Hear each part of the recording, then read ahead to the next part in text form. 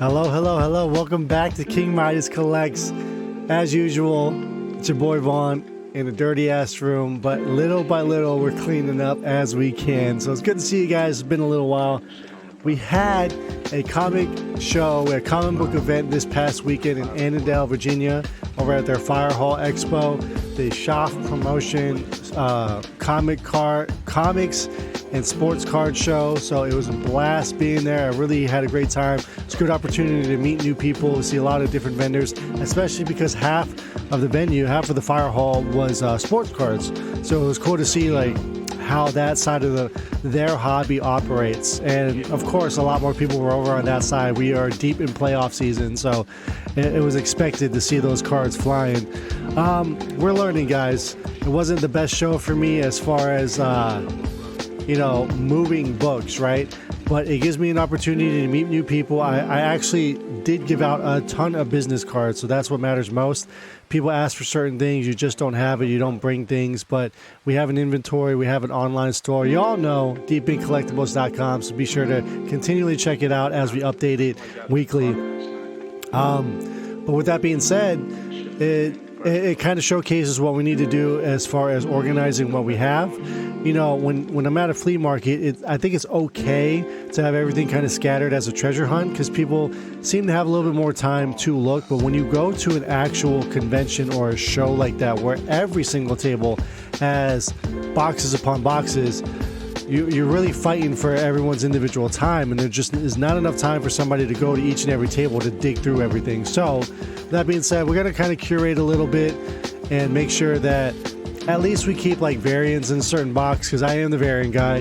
We'll keep silver and gold separate, and then from there we can break it up into Marvel and DC. And if there happens to be a bunch of Batman and Daredevil, for example, then we will break it down even further like that. We can't do every single series or do everything alphabetized because that's just way too much work with the amount of, you're talking 80,000 comic books to go through and reorganize like that. And for one person, even with a team of three, I can't have these guys over at the house all the time working on that stuff with a full-time job. So we're learning, and with that being said, we have another show, Super Bowl Sunday, out in Laurel, Maryland, for the Clandestine Comic Show. So looking forward to that, and I'll give you guys an update on that report. So what we got today is a mail call. Some books finally came in. We were waiting on these because two books were CGC graded, pre-ordered as a CGC 9.8. So you know how it is. You always got to wait for the entire order to come back. And then we're just going to tackle a little bit of what we have over here. So nothing over the top. It's just cool things that I wanted to show you guys as I'm going through. I do have a pile over here that nobody would be interested in seeing, I don't think. But, just certain things, little things like these Stepin Sajik Aquamans that I always really, really like. The B covers there. The Middleton Aquamans are actually getting a lot of traction, so you want to look out for those. This pretty fun Princess Leia Mace Windu variant here. Rest in peace to Carrie Fisher. I looked this up in this Prophecy book, issue 1. It's a black and white, and back in the day, in like 2011, early Dynamite, the black and whites were like not 1 in 10s, or they do 1 in 7, 1 in 10, 1 in 15, 1 in 20s, so on and so forth with Dynamite. So this was like a higher ratio incentive. However, there's no real price attached to it, and one old price on comic book realm had it at like $60 or something. I find it hard to believe because nobody's looking for that specific Prophecy book. So, but it's a variant, so it's in my hands.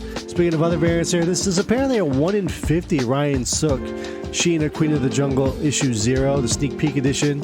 So 1 in 50, but also still has like a price tag of $10. Some older books here. We got issue 75 of Iron Man. So I'm trying to just show you that there's a little bit of diversity, just a little bit. Fighting Marines. I don't know if that qualifies as like a newsstand or something, the way that it's blue or anything, or all the Charlton books had the barcode. Then we just have some assortment of Hulks here. Higher end 200s. I'm about to sneeze. Oh, my ass knees. Okay. 276. We have 269. 251. You know what's funny? I had in a collection that I got a Hulk like 174 and a Hulk 178, and it's like a lot of people probably do have Hulk 181. Like, it wouldn't be uncommon for somebody to just randomly have 181 if you're constantly finding like 160s and 150s. 219 here. There's beat up copy here of 246. And these are just fillers too, so you know, anytime we run into a better condition book, we'll always swap it out and move the battered one. And Conan 26, so early Conan there. Of course, I don't have a 24, I have a 23, but I'd love to have that first cover of Red Sonja. I've shown these to you guys before. They just happen to be at the bottom of the pile, so I'm just going to show it again just because they're awesome covers. So we have from Carnivore Comics this Street Fighter Swimsuit Special Virgin variant by Derek Chu. We have the exclusive out of 444 Jason Lynch El Rey Comics 8 Billion Genies. I'm trying to remember what issue. Issue number 8. Okay, this is the Last of Us 1 homage to 8 Billion Genies issue number 8. Video Game Guy, of course, gotta have it. We have a foil here of the Poetry of Madness. I can't remember which Berserker one-shot this is, but of course it's a Frizen. Apparently there's a medal of that. We have a Zoo Orzu. This is a Boom online retail exclusive for Alice Never After. Again, can't remember which issue of Alice that is. And then we have the Jenny Frizen Virgin Boom Studio exclusive, as well as this copy of Grimm. I think it's issue 13. Online exclusive there for Grimm, Jenny Frizen. Next up, just a nice little second print there. Don't really see too many second prints, so like always showing them for Invaders. Their early copy of Sweet Tooth, issue number 3. Now, is the Netflix show worth watching? I haven't gotten a chance to actually consider watching it. We have Cap 357, part of the Bloodstone Hunt storyline, so this introduces Crossbones. We have an early Spectacular Spider-Man, issue number 7. Of course, it's probably 340.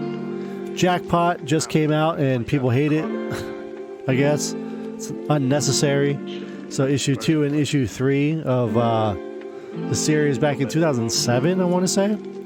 Y'all remember when this was hot during the Moon Knight show, and people were actually clamoring for this, and it was on part of top 10s a couple years ago. Now it's back down to nothing again. So hey, if you have these books, I would say strike while the hot iron's hot. There's no need to be like, oh man, we can hold and hold and hold. Majority of moderns, move it immediately as soon as possible. If there's no reason for you to hold it. If you're speccing. And then we have these micro series turtles, so Karai. We're saying her name right. And then one more for Hyun. And these are the retailer incentive variants too. Is that one? Yep, RI, cover RI. All right, let's show you guys what we got from the haul here. So these were after New York Comic Con last year. A lot of these online retailers will get they'll pay for the leftover stock of what somebody couldn't move at tables. So it's nice that you're able to buy them from these websites. They save extra copies. But here you have Action 1056 with Power Girl. This is a foil New York Comic Con exclusive. What's nice about this is, of course, it's homaging. It doesn't look exactly like it, but you guys know the intent. Legion of Supergirl and Legion of Superheroes issue 23 there. Y'all know that one. This is a Warren Loose store exclusive. They actually put this out in a foil with her in the full bodysuit, but this one is her original costume with the cape. So cool to see that. Just a little variant of it. And we also picked it up in the 9/8. So nice to have that in the 9A. Now it's not Lou's best Warren Lou here. Obviously the other one that was homaging Power Girl 24, was it? The final issue, the volume 2 of Power Girl from 2010, 2011. That one's way better, but you know, I like Warren Lou enough. So next thing we have is this like 4-pack that we bought for pretty cheap to get all these incentive variants for White Widow. So this is the 1 in 50 lyric copy there. There is a cover B of this that has trade dress that you can buy, cover price. We have the 1 in 25, I believe, Adam Hughes cover with Natasha there. Then we have a store exclusive Shannon Mayer. This is out of 500 for White Widow. Here's your COA. And then last but not least, the one thing that, the reason why we bought this for as cheap as it was to get this 1 in 100 Virgin Art Germ here. Beautiful. A different pose for Art Germ too, because I know a lot of people tend to get on him about kind of repeating the same poses. So that is fire. Another exclusive from them here, we got the In-Hyuk Lee Gun Honey Heat Seeker. I don't know if it's issue 3 or 4, but always support In-Hyuk Lee.